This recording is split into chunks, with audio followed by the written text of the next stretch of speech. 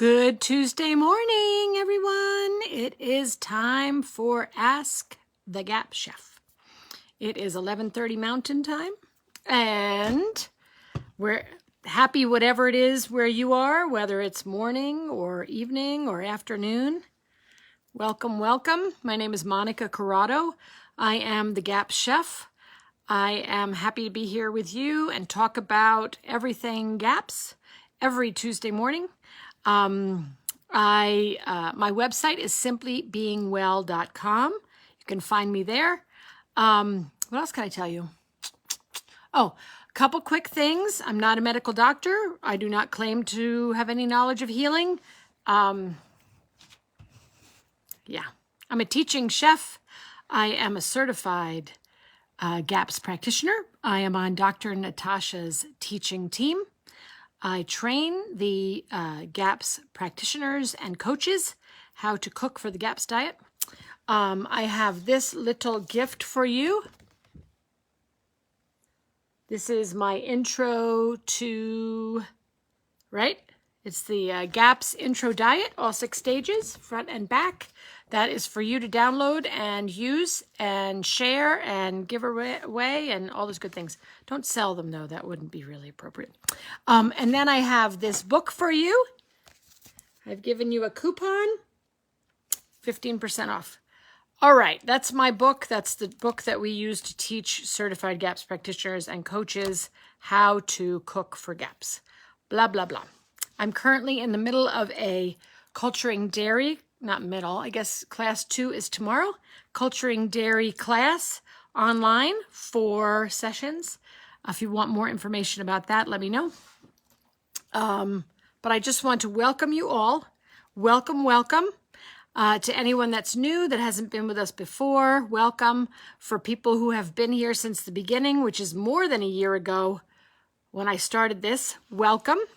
My desire is to be available to you to get, what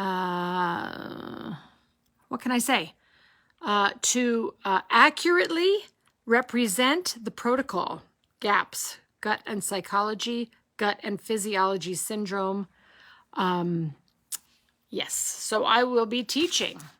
I teach from this book. I teach from this book.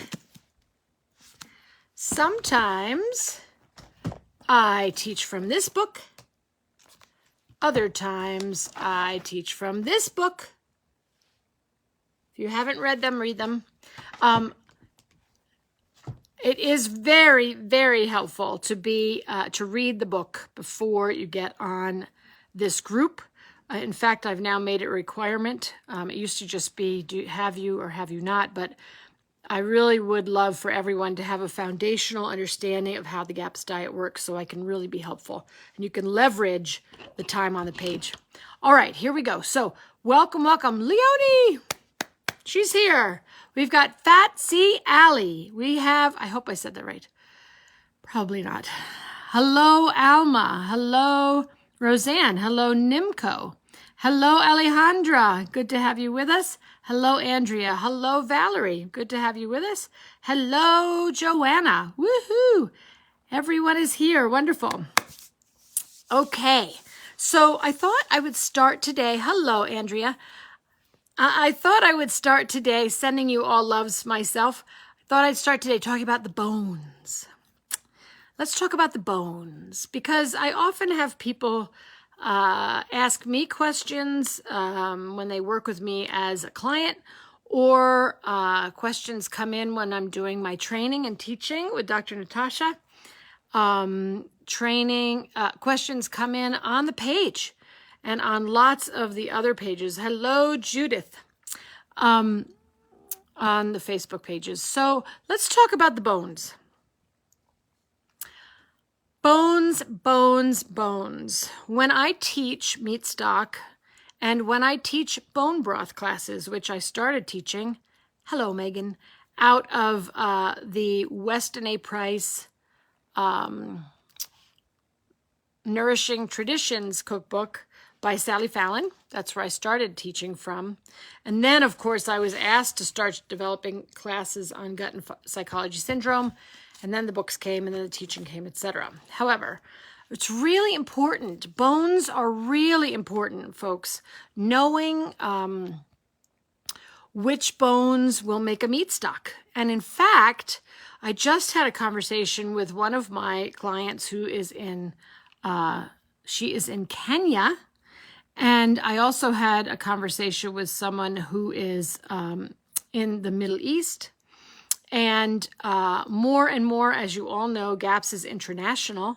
We've got people from all over the world doing GAPS because we have people, children, adults, everyone that really need the GAPS diet. So, pardon me.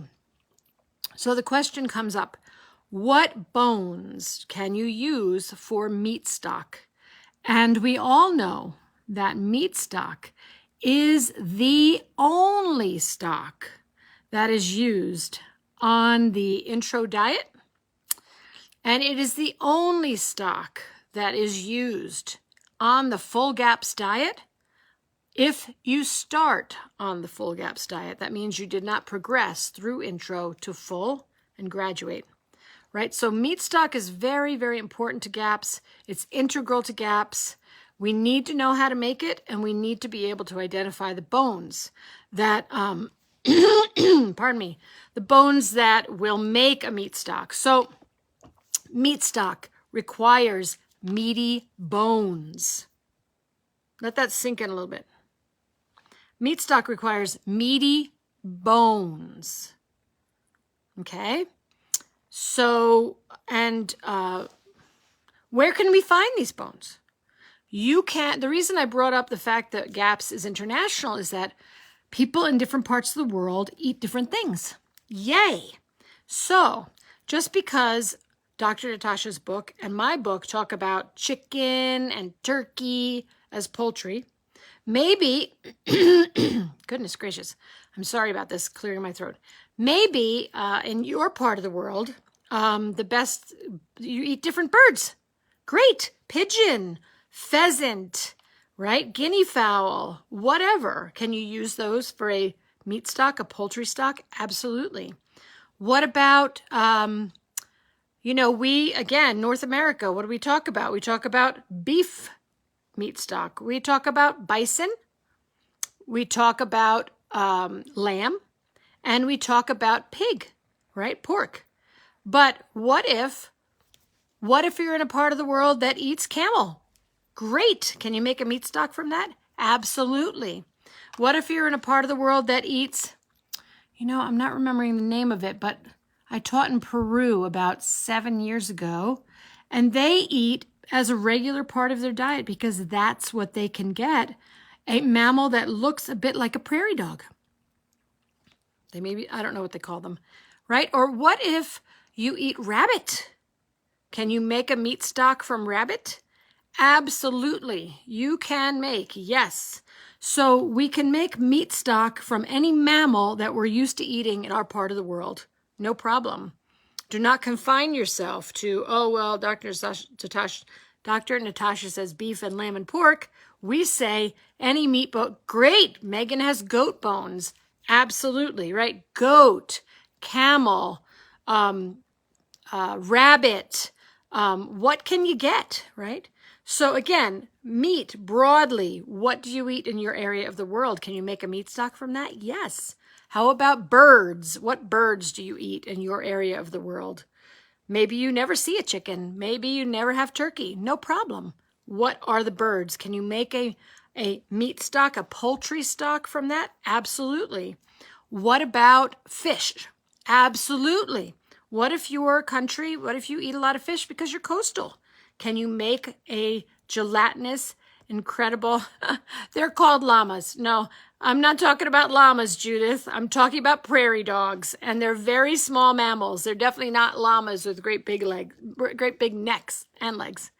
Okay, so, all right. So I just want to broaden that for everyone, right? You're making meat stock. Make meat stock with the meat that is local to you. You want to find the cleanest you can, pasture raised, no GMO feed or no feed. Many of these animals don't eat feed at all and shouldn't, right? They're not made to eat. No problem, Judith. This I'm cracking up too. Okay, right? So cleanest you can find, grass-fed, pastured, no GMO feed, etc. Yeah. Fish, not farmed, right? Wild caught, etc. That's it. Thank you. It's guinea pigs. I know. I was so personally like, I don't know, shocked isn't it? Freaked out about those little mammals they were eating when I was in Peru. I was teaching cooking in Peru, and I could not make a meat stock from them. Must be because I have something about little furry mammals like guinea pigs. Thank you. Thank you, Leonie. All right. Okay, so now we've broadened what we can use, yeah? That's what we can use. So now when you're making meat stock, it's all about the bones, folks. Meaty bones, okay? So what could that be? Let's start with mammals. You can make meat stock with any piece of meat that has a joint in it or connective tissue, okay? A joint in it or connective tissue, right? Okay, so a joint, right? Let's all move our necks. Necks have joints, la, la, la. Yes? Yes. Fingers have joints. All right, but that's really chicken feet. Right? We have joints in our wrists. We have joints in our knuckles. In our knuckles, in our wrists, in our elbows, in our shoulders, in our knees, in our feet, right? So think about joints. You know, you have joints in your body. So when you go to get bones for meat stock, go and look for meat with a joint in it. Now, all right, so what would they be? Neck bones are fabulous for meat stock. Why? Because they've got bones, they've got meat. You want meaty neck bones. Make sure they kept some meat on there for you. Meaty neck bones, yeah? They also have cartilage and connective tissue. So neck bones are spectacular for meat stock. They also don't give too much meat. Sometimes people say, oh, I can't eat all the meat in this meat stock. And we're going to talk about that in a moment. Okay? So neck bones, fantastic for meat stock. What else? Short ribs or ribs of these mammals are excellent for meat stock. Why? Because it's bone plus connective tissue and meat. Bone, meat, connective tissue, ribs, meaty ribs, short ribs are wonderful. Ribs, okay? We move to shank. I'll get to your questions in a moment, everybody. Okay. You get to shanks. What is a shank? A shank is a piece of meat. For a lamb, it's actually going to be the shank. It's going to be the lower part of the leg, the whole thing, because sheep are small. Great. What's there? Meat, connective tissue. Meat, connective tissue in shanks. If you're getting a beef shank or a bison shank, I call it an osso buco cut because I'm Italian. And that's what I know. But here you go. Shank. That is a beef shank. You will see. This is in my book, obviously, page 37. All right. So connective tissue all around. Meat. And a marrow bone. Woo! Bonus. Connective tissue, meat, and a marrow bone. Why is it a bonus? Because marrow is it's a superfood. You'll notice too, so this little marrow bone is what's in there. But this is not a meaty bone, folks. This is a bony bone. This is just, doesn't have a lot of meat on it. Can you throw that into your meat stock? Absolutely. Is it going to make a meat stock? No. Why? No meat, right? Okay, so joints, you need meat with joints or meat with connective tissue. Why? Because joints make gelatin. Yeah, let's do it together 3 times. Joints make gelatin. Joints make gelatin. Joints make gelatin. Yeah? Connective tissue makes gelatin. So you need to have joints and connective tissue, or joints or connective tissue, right, in order to get a meat stock to gel. So let's just think about this together. If you have too much meat and not enough connective tissue, it's not going to gel. If you have too much water, it's not going to gel. Right? We're looking for that perfect balance, but we're talking today about bones. So meaty bones are meat with a joint and connective tissue, or meat with just connective tissue, but certainly with a bone. Okay? So that's Dr. Natasha's definition. Now, one more time with feeling, when you're making meat stock, what are great bones? Meaty neck bones, short ribs or other ribs. Okay? Tails, certainly oxtails, right? Why oxtails? Tails, perfect. It's like your finger, right? A tail has meat, joint, yeah, and connective tissue, and fat. Fantastic. All right, so everybody should have these in their mind. What do I make meat stock from? If it's a mammal, we're talking about meaty necks, joints, shanks, which I just showed you, yeah? And where did I just go with that other piece? Something with, it's meat with connective tissue, yeah? Okay, now, one more time with feeling. What else in a mammal would have a joint and connective tissue? Believe it or not, I know I'm going to blow the doors off here right now, but I taught this in my meat stock class, which I am formatting to put on my website, so you can take it. It's eight huge sections of all the different ways you can make meat stock. What if you got what's called a joint? I'm not talking about something you smoke. It's called a joint in the UK. A joint of meat is a roast. Did you see that? This was for emphasis. Ready? A joint of meat is a roast. I'm putting my eyebrows in. Nobody's laughing. That's okay. All right. So what does that mean? You could get a shoulder roast, bone in, and you could make meat stock from it. Yes. Pork roasts, beef roasts, lamb shoulder, leg of lamb. You could make meat stock from these things. Different. I'm so glad, Tara, you were laughing. Thank you. I'm glad to hear that. Somebody was laughing. All right. So one more time with feeling. Those are the bones. Let's talk about birds now. Okay. Poultry in general. Okay. Poultry. What can you do? You can use the whole bird. If it's a small bird, whole chicken. If you've got a really, really big pot, you could use a whole turkey. That's another joke. Well, I mean, it is true, but it would be kind of funny to do, yeah? So the whole bird, pigeons, Dr. Natasha has, right? Pheasants, duck, goose, chicken. What do you got? Use the whole bird, cut it up. If you cut it up, it will give you more gel, usually, for a meat stock. What else can you use? Necks. Poultry necks make fabulous meat stock. Turkey necks make fantastic meat stock, folks. You can't always get them, but turkey necks are great. What else? How about wings and necks together? Yeah. How about backs that don't have too much meat on them, but have meat on them? Yeah. So in terms of when you're working with birds and poultry, you can work with the whole bird. You can work with the whole bird cut up. You can work with the legs and thighs. Why? Leave those breasts over there. Why do I put them over there? Because breast meat on birds, poultry, chicken, turkey, etc. Certainly chicken.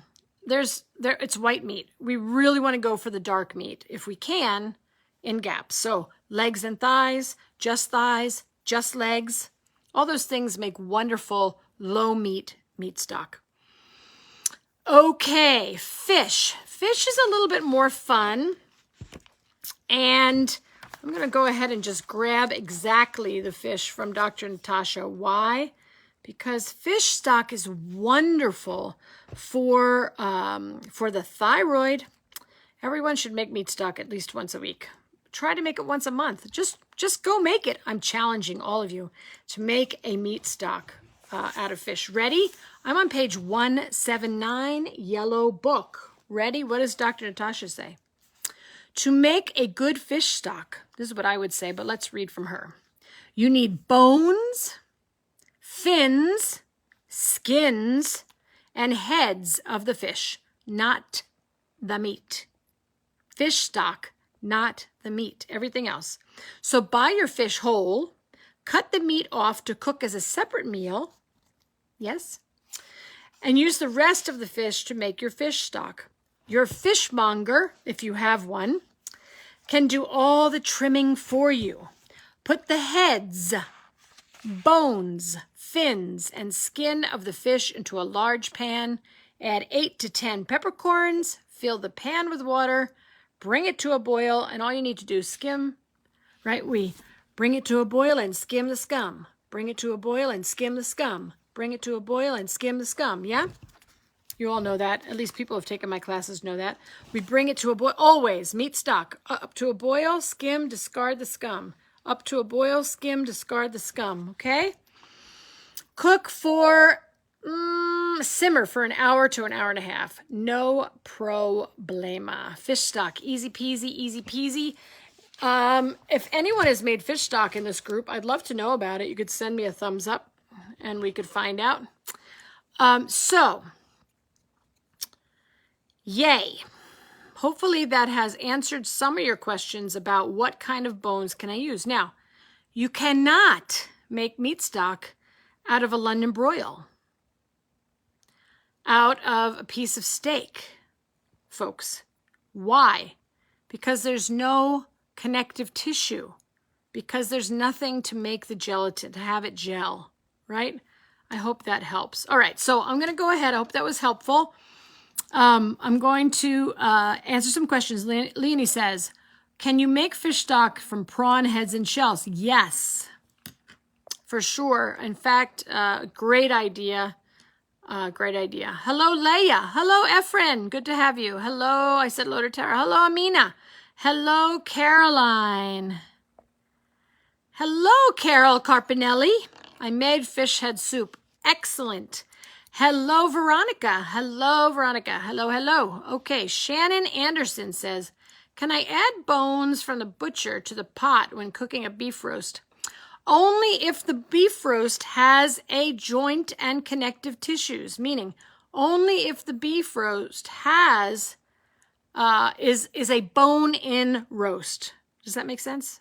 Give me a thumbs up if that makes sense. So you can add bony bones, but remember, bony bones, thank you, like the picture that I put on our website, on the page, whatever. Bony bones, what do they give you? Calcium, minerals, right? We don't want bony bones. We want meaty bones. We want connective tissue. We want meat with connective tissue. We want meat with bones, meat with joints, so yeah, you need to have meat with a joint in it or meat with a bone in it and connective tissue. That's it. Okay. Hello, Yerkajan. I hope I said that right. Welcome. So, Shannon, if you're just putting in bony bones, which are like knuckle bones and just bones, right? Bony bones. I just showed a picture of bony bones, and there's one on our page, right? So if you're just using a bunch of bones, like, look at this. Here, again, or in my book, 49. I hope that's helpful. Here, what do we have in this picture? This is a bunch of bones. That's not the best picture to show you because the meat's all been taken off. Those were neck bones, but the meat is off. Hold on. Let's look at this one. This is what I want to show you. So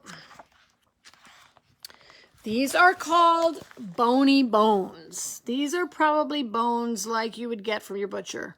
What's on there? Not much. There's no meat. That is a cap, which might dissolve, but will never dissolve in 4 to 6 hours of cooking, which is what you do for meat stock. So, yeah. Bony bones are not the best for meat stock, really. Just letting everybody know. Okay, if you have further questions, Shannon, throw them in there. I'll catch up to you again. Okay, Megan says, is it okay, or asks, is it okay to quickly blanch the meaty bones in water, drain, and then put into a pot to make meat stock? I learned this in a French cookbook to help make the resulting stock clearer. Is this a no on gaps? We need to, Megan, so my understanding is that blanching is used for bony bones. There's no reason to blanch meaty bones. Give me more if you have more. I'm happy to hear more. Number one. Number two, folks, if your meat stock is not clear, even your chicken, your beef, if your meat stock is not clear, you probably cooked it at too high a temperature. I experience this all the time. If I get too busy, yes, I do. If I get too busy and I walk away from a poultry or chicken meat stock, and I'm trying to bring it to that boil so I can skim and discard the scum and then put it down to a simmer. If I walk away, I get busy and I don't get that right and it's boiling, I'm going to have a cloudy stock. It is a beautiful thing when you see a clear meat stock, when you have achieved not only gelatin, but a clear meat stock. That means you've not cooked it at too high a temperature. So a lot of it has to do with breaking bonds when you're cooking. Higher temperatures break the bonds of these molecules of meat and things so that they give you a cloudy stock. So I'm not sure. I mean, I wouldn't bother. I would not bother, Megan, myself. I would just, it's an extra step. And also, I'd like to hear more about what kind of bones they're using. That would be helpful. Hello, Kathleen. Okay, let's see. We've got another question. Joanna says, there have been times that I don't see any scum to skim. Really?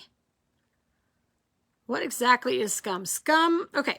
So scum that comes up that we skim is impurities. We remember that we're cooking bones of animals that were alive, bones that have meat that had blood running through it, right? So usually the scum's going to be blood, tell you the truth. Sally Fallon calls it impurities. Dr. Natasha calls it impurities. I put that in quotes. Those are my little quotes, not my bunny ears. So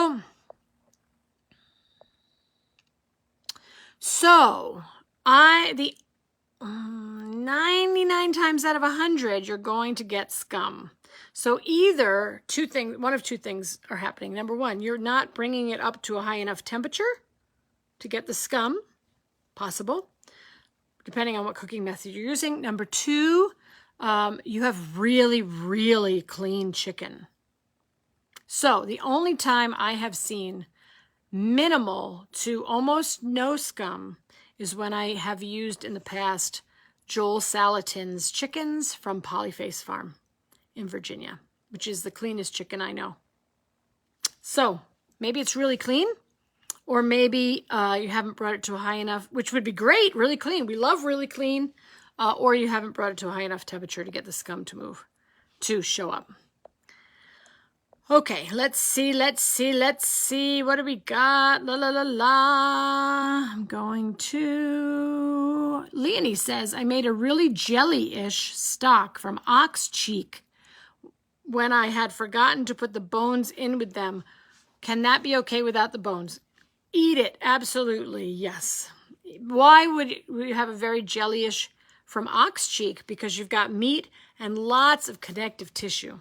Sounds delightful and delicious. I'll be right over. Definitely eat it, yes. Okay, let's see. So Nimco, hello Nimco Ali, says, how many hours can I cook? So one more time, folks. So just to give you, write this down. Here's your little formula. For the most part, in general, yeah? All your birds, right? Turkey, as I said, turkey, pheasant, chicken, goose, duck, pheasant, whatever. All your birds you want to cook 1.5 to 3 hours. Okay? That's your birds.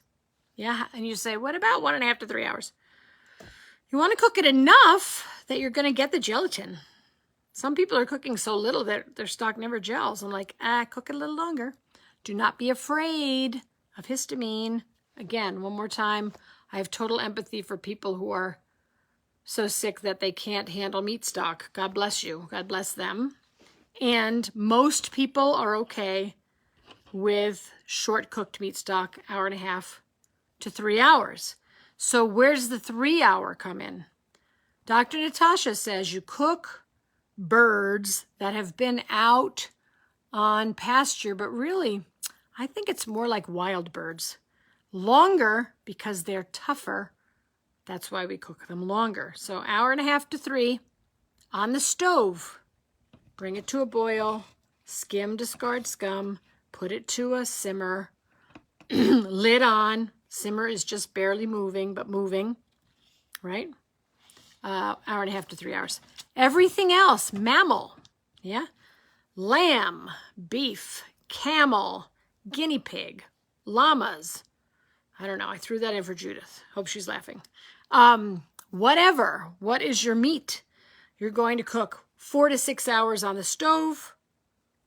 Yeah? Same thing. Bring it to a boil. Skim, discard scum. Put it down to a simmer. Put the lid on. Leave it there cooking slowly, slow and low. Slowly really doesn't mean length of time. Slow really means not like this. Hey, I'm boiling. We do not want to boil meat stock. We do not boil meat stock except for the first boil to get rid of the scum. Good, I'm making somebody laugh, which is excellent. I don't know who that is, but yay, Judith is cracking up. Hello, Phil-san. Hello, hello, hello. All right, let's see. If there's any more questions about meat stock, and then I'll take the other ones. Okay. Oh, na na na na na na na. Hello, Vicky. Hello, Jody. Hello, Dawn. Hello, Dawn from Maryland. Give my love to the wonderful state. Hello, Sunshine. Hello, Charisse. Good to have you. All righty. Let's see. Megan said, I made meat stock from goat bones this past week. Rather fatty, but good. Excellent. Goats. Yes. Good job. I love it. Why do I say yes? Variety is the spice of life. I have lots of people who say, oh, GAPS is so boring. I'm eating the same thing over and over. And I say, really? Have you made stock 6 different ways? 6 different animals? Have you used 12 different herbs, fresh herbs? Have you, like, let's mix it up, folks. So good for you, Megan, for trying goat. All right, Nimco, I hope I answered your question. All right, let's see. I said hello to Amina. Hello, B. All right, let me see. Any more of these things? What are your thoughts on barbecued meat, grilling in the summertime, barbecued steak, etc.? So, barbecued and grilled meat. Let's just see. You're really talking about stage. Oh, I tried to get a nice one this time. I didn't bring the ripped one on camera. Okay. So barbecue. So stage 4 intro is all meats cooked by roasting or baking. Barbecuing, again, let's start in another place. All of the cooking techniques have different effects on digestibility. Grilling is one of the hardest on the digestive system. 2 reasons. 1, the high heat that things are grilled when you're grilling, makes them tougher on the outside, if you will, gives them crunchy things, whatever, crunchy skin. But also, needs to be careful with what are you grilling over? Are you grilling, how can I say this? Charcoal? Are you using lighter fluid? Fire starter, right? So we don't want to barbecue and make our food toxic. Either because we've overcooked it with all that black on the outside. They say that's carcinogenic. Acrylamides, I believe that is the word. Or because you've used some kind of yucky, you're barbecuing, you're grilling over something that's toxic. So those are just some concerns.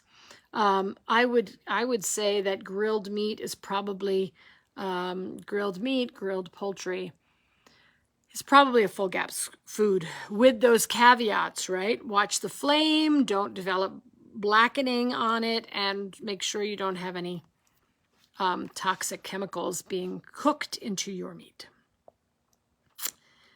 All right. Let's see. I'm looking. What's next? I answered that. Okay, I need to get to that one. I got to Joanna. Okay, Veronica asks, is it okay if I put into the meat stock the liver later, or at least the last 30 minutes? You know, great question about putting in liver. Here's what I would do. The last 2 minutes, the last 5 minutes. Liver cooks like this. Do not overcook the liver. It'll be yucky.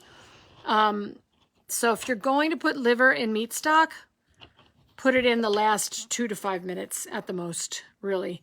Or even better yet, shave it raw into the meat stock you're about to drink. I would be putting other organ meats. Pardon, I have to adjust here. I would be putting other more organ meats in my meat stock. I would put heart in. Why? Heart is a muscle. Could go in right at the beginning of the meat stock. Take a long time to cook down. Tongue, same thing. Take a long time to cook down. Kidneys, same thing. Make sure you clean them first. All those could be put in at the beginning. Organ meats. Some of the organ meats that are more delicate, liver, pancreas, thymus, those really don't need that much time, but there is specific cleaning techniques, or there are specific cleaning techniques for pancreas and thymus, etc. Hello, good. I'm glad you know about the cloud. Good, I'm glad I answered the question, Alejandra, about the cloudy stock. Excellent. Question, when cooking tongue or heart, can add joints to the pot to drink the stock, or is that stock not good? When cooking tongue or heart, absolutely. I'm not sure I understand the full question there, Alejandra, but I would absolutely cook heart and tongue. Yeah, you can add joints to that stock and it'll be just delicious. Definitely a good idea. And then eat the heart and the tongue, right, everybody? Okay, let's see. Diaper rash, histamine. Okay, Megan's getting back. I'm just finishing meat stock questions and I'll go back to the top. Okie doke. Megan says, the recipe book mentioned veal bones. The high temperature may be my issue with meat stock. Yes.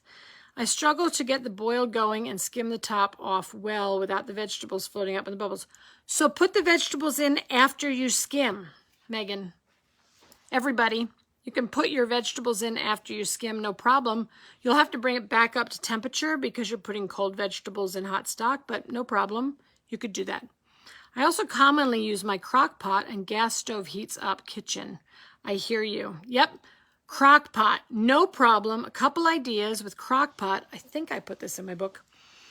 I love crock pots. I use them a lot. I really encourage people to use crock pots, slow cookers, because they don't heat up the kitchen.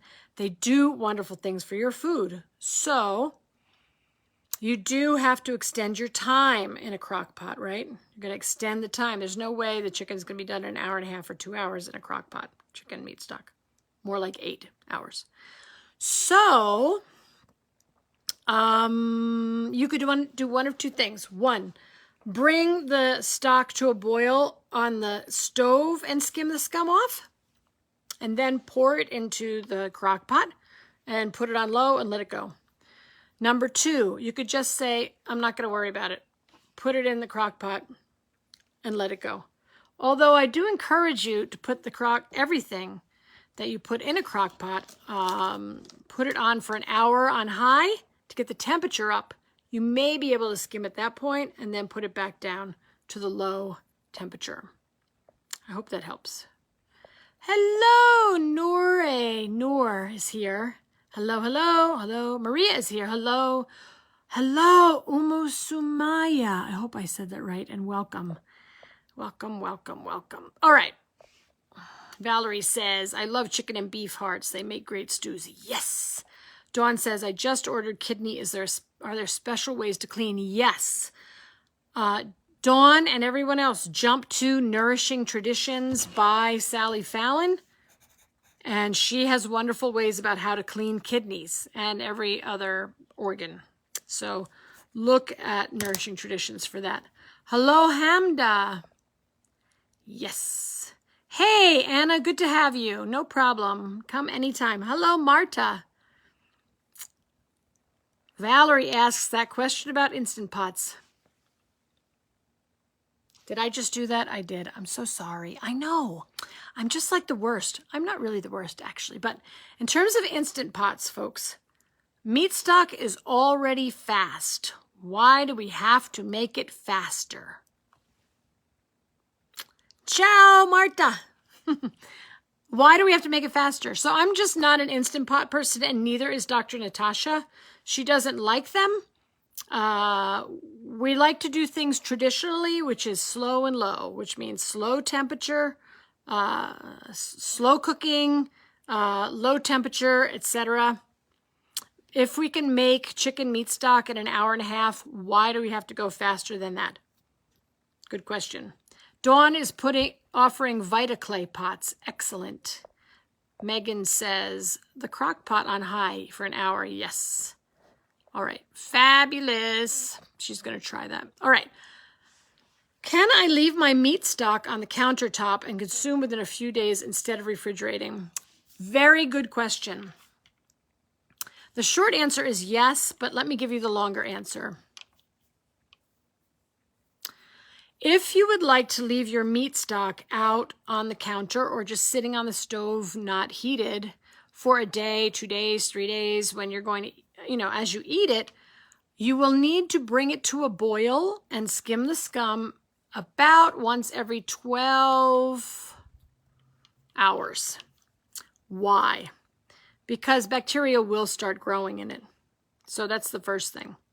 Number 2. Bacteria, pathogenic bacteria, problematic bacteria, shall we say, tends to grow when we leave the meat and the vegetables in the stock. So one of the things you could do, all of you, is to strain out the meat and put it in the fridge, strain out the vegetables, put it in the fridge, refrigerator, or eat them, and just leave the stock, the liquid stock, on the stove.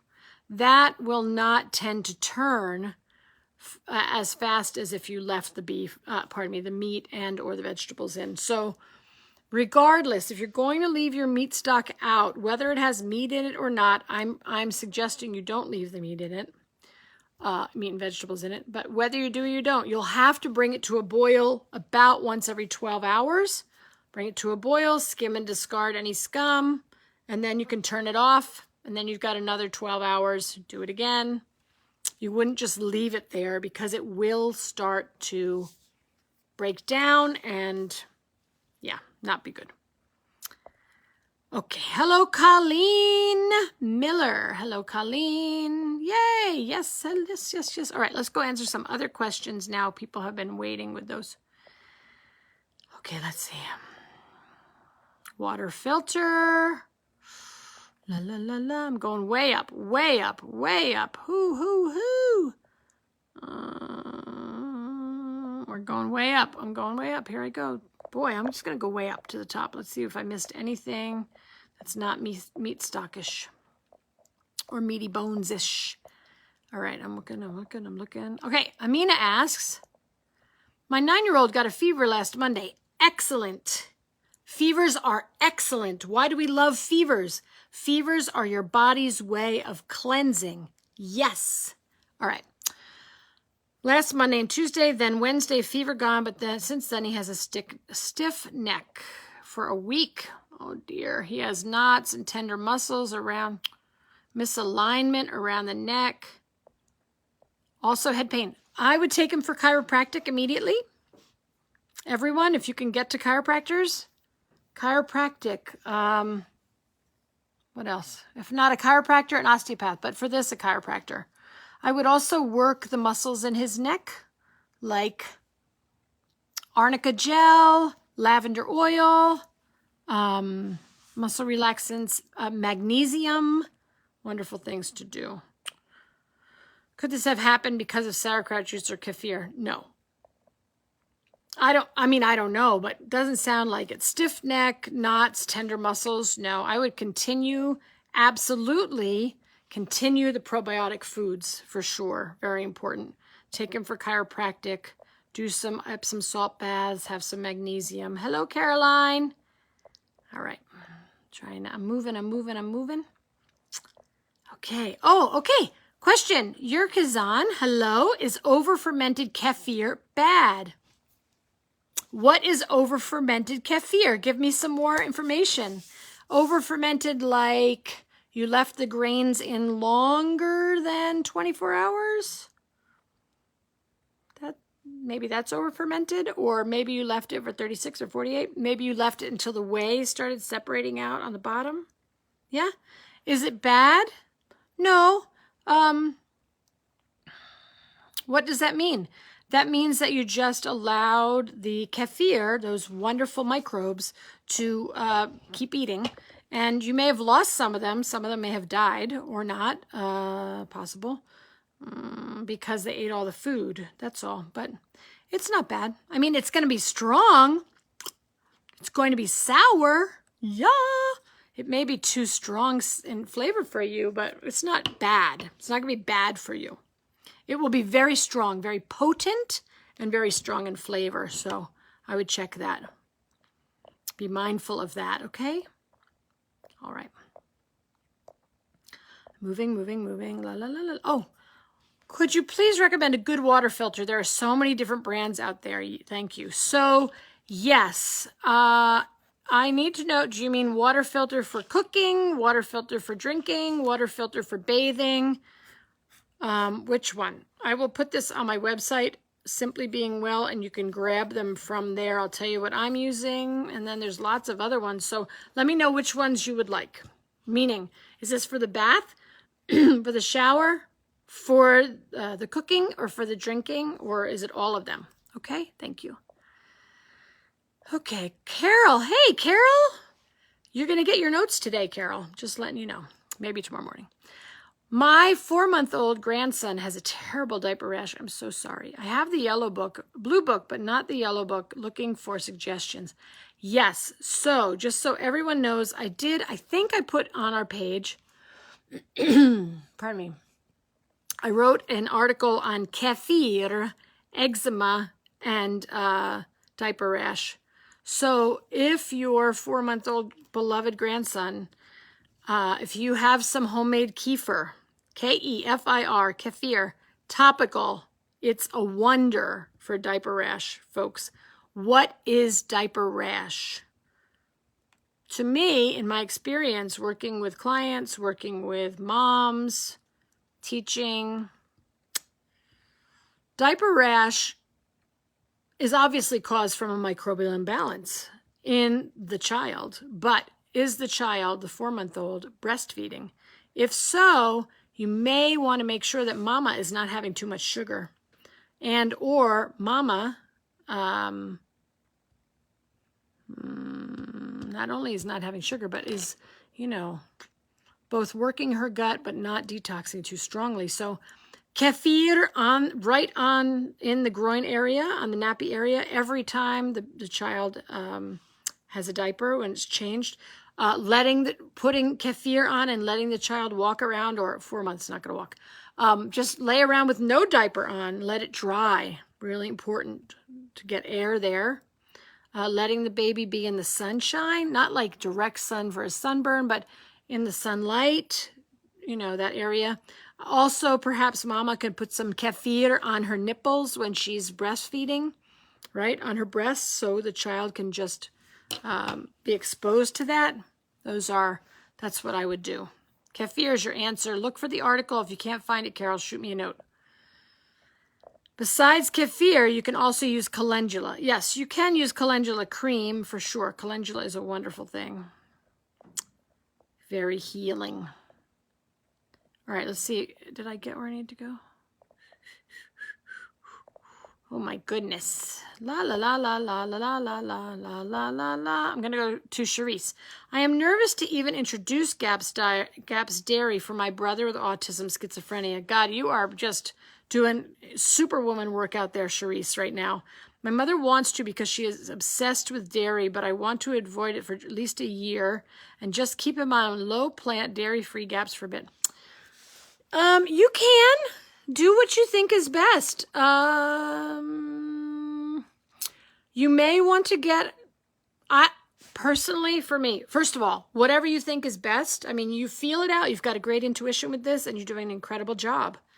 And there are really important benefits to dairy, which is why I'm teaching that class, right? Really important. The lactic acid from dairy, but you can get that from ferments. The calcium, really, you can't get calcium. Don't even talk to me about kale.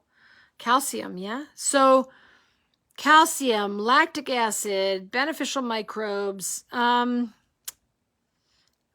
A and D from grass-fed, et cetera, et cetera. So up to you. I personally, if I were working with a family member in this way, with autism and schizophrenia, I would go a solid 6 months and then start working with whey. Here's why. But again, entirely up to you. I would start, if one were to do this, I would work with goat dairy, number one, raw goat dairy. I would make all of it homemade myself, and I would start, and I would do the dairy introduction protocol, and I would start very, very, very slowly, like a little tiny bit once, wait 2 or 3 or 4 days, the same little tiny bit once, wait 2 or 3 or 4 days, another little tiny, and just slow, slow, slow. But you really have a lot on your, you have a lot on your hands right now. So anyway, if you want to talk about that further, I'd be happy to. But really doing great, Charisse. I can't, my heart goes out to you, and I am so thrilled that you're doing this and things are working well. Best to both of you. Hello, Maria. Okay, Leonie says, I thought I saw in the yellow book that you can cook stock overnight in a slow cooker on low, so that's what I do. Is that okay for chicken? Low on my cooker? Yeah, that's fine for chicken. I don't think Dr. Natasha has slow cookers in the book, but maybe she does. I thought it was just me. That's fine. All right, that is fine, Leonie. That is just fine. Also, just so everyone knows, we're talking about the bones. I love cooking my meat stock in the oven. Now, I know we're going into the summer in the Northern Hemisphere right now, but we're talking 275 Fahrenheit, which I'm sorry, I'm not doing Celsius right now. This terrible thing. 275 Fahrenheit. I don't know what the Celsius is. Maybe someone can throw it in there, but really low oven for, 4 to 6 to 8 hours. It's just spectacular. It's like transformative. It's a wonderful, wonderful thing to do instead of stovetop. All right. Megan says, personally, I had nosebleeds when my histamine intolerance was bad. I'm sorry. I learned that mast cells release histamine are involved in blood clotting. So thinking that's the link. Just so everyone knows, in my understanding, Megan, that may be true for you, but my understanding is that nosebleeds have to do with capillary fragility. That means your capillary walls are very, very thin, and they're breaking easily. And why does that happen? Lack of vitamin C.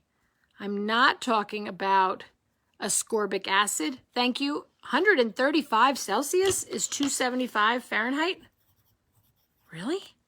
Okay. Cool. Sounds great. Thank you. All right. So, capillary fragility is caused by lack of vitamin C. That's a sign of internal scurvy, and ascorbic acid will make it worse. We're talking about bioavailable C. My favorite is actually called Cyruta from Standard Process. Some people can't take it. It's got too many things that aren't good for them in it. Additives, ingredients. Sauerkraut is like the best vitamin C in GAPS. Okay. Yay! Let's see what else. Moving. La la la. VitaClay. Ba ba ba ba ba ba ba ba ba. Okay. Carol asks says it is important to cool stock before transferring to storage, right? Yes and no. It's important to cool. Okay. First of all, we really want to store stock in glass, not plastic, right? So if we're storing in glass, you can pour when it's hot, especially if the glass is heat-tempered Pyrex or a ball jar, right? A mason jar, a canning jar. What you want to do is cool stock to room temperature before putting into the refrigerator. Yeah? We never want to put hot stock into the refrigerator directly. We want to make sure that it has been cooled to room temperature before it goes into the refrigerator. That's the most important thing, or else you can have pathogens grow, etc. It's not really about putting it into your ball jar or your glass jar or your Pyrex that you're freezing, but that you allow them to come to room temperature before they go into the refrigerator. Okay, so you're welcome, you're welcome. All right, all of the above. I got you. I will put those water filters on my website. It probably is not, it may happen today. I'm teaching tomorrow, so I'm a little busy right now. Can I use TRS, a 5-year-old, while on the intro diet? He has been on, what is TRS? Somebody tell me, because I have no idea. Someone tell me what TRS is, and I will respond. Okay, Roseanne. Hello, Roseanne. I didn't see anything in Gap's book about keratosis pilaris. Do you have any information about the skin condition? Yes, I would absolutely do the Gap's diet, number one. I would also be making sure you're taking enough cod liver oil because vitamin A is specific to the skin. You could also put cod liver oil directly on the skin. Start with just a little bit and see how you tolerate it, but rubbing your skin with cod liver oil is fantastic to do. So I would say, again, one more time with feeling, the skin is a detox organ, and we want to help the skin to continue to detoxify. How do we do that? We support the liver. Lots of ways to do that. You eat liver, you do a whole detox protocol. And then you make sure that you are having enough cod liver oil for that skin. You may also want to try some kefir topically at nighttime. Rub kefir on, milk kefir, K-E-F-I-R, kefir, whatever, however you say it in your part of the world. Put it straight on the skin, let it dry, and go to sleep. See if it helps. Yay, Carol has it for her grandson. I'm so happy. All right, Megan says, wanted to add that I ferment my kefir 36 to 48 hours to ensure all the lactose is out of it due to having issues with the yeast, so sugars of any kind are flaring. The whey doesn't separate too much if there's enough milk to grains ratio. That's fine. It's tart but good. Excellent. Okay, Marta says, oh my God, OMG, Monica, I just had an epiphany about detoxing into breast milk. Yes, that's why years ago my allergic baby could not tolerate all my breast milk despite me removing literally every allergen from my diet and going on a total elimination diet. Yep, we do. We detox into our breast milk, everyone. EDA, severely allergic to dairy milk protein. Wow. Thanks, Dawn. Okay. Anna asks, how does diatomaceous, look, it's 12:30. Let's finish these last questions up.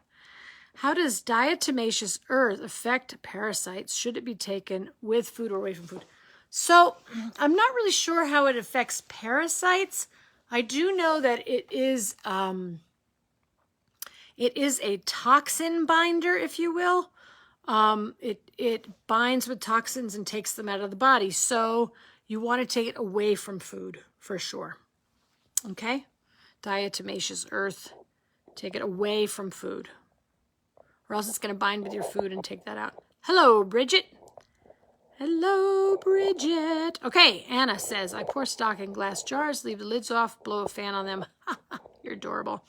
Here's the deal. If you want to cool your stock down fast, folks, You can either pour it into a shallow pan, like a casserole dish, cools down really fast, or you could take the whole pot and stick it in your sink with an ice bath in it, lots of ice and cold water, and just stir it and it'll cool down really fast.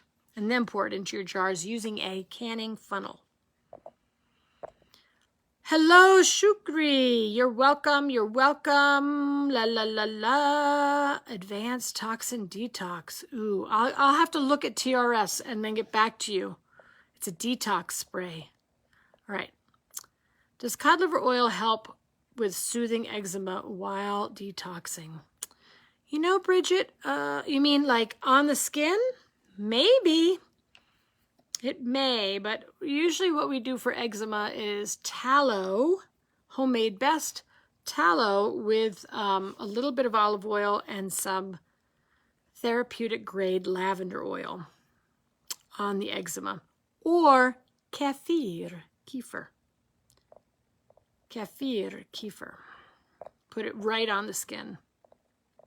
Dr. Natasha has a couple things in the Blue Book about how to topically work with eczema. So you might want to check that out. You're welcome. Hello, Niska. Good to see you. You're welcome. You're welcome. Is ascorbic acid the same as sodium ascorbate? No. Ascorbic acid is the antioxidant wrapper or preservative of the vitamin C complex. It is not vitamin C. It will not help heal your capillaries or your leaky gut or anything else that I'm aware of. What would be good for pink eye? I've heard chamomile. What would be good? You're welcome. What would be good for pink eye? Breast milk. Maybe chamomile. I don't know. You'd have to look. I always use homeopathics for pink eye. Homeopathic drops certainly support the immune system. Yeah. All right, I want to try and see if I can find that last thing. Can I use TRS, a 5-year-old, while on the internet? He has been on stage 2 for almost 2 months and seems to be doing okay. I don't know about TRS, but I'll look it up for you, and then I'll get back to you. You want to use it for a 5-year-old.